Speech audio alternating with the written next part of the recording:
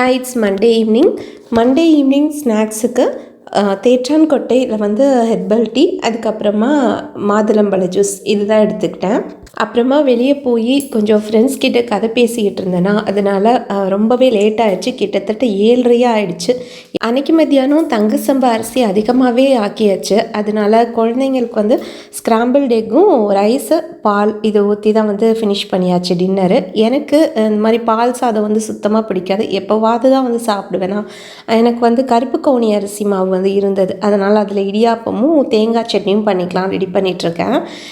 எனக்கு பொதுவாக இந்த மாதிரி ரெட் ரைஸில் வந்து இடியாப்பம் பண்ணுறோம் அப்படின்னா, ஆப்பம் பண்ணாலுமே சரி, இடியாப்பம் பண்ணாலும் சரி, இனிப்பாக சாப்பிட்றதுக்கு பிடிக்கவே பிடிக்காது. அதனால் தேங்காய் சட்னியாவது அட்லீஸ்ட் வச்சு சாப்பிட்ணுன்னு நினைப்பேன். மோஸ்ட்லி நிறையா பேர் வாரத்துக்கு ஒரு நாள் வந்து மாவு அரைச்சி அந்த மாதிரி ஸ்டோர் பண்ணுவாங்க.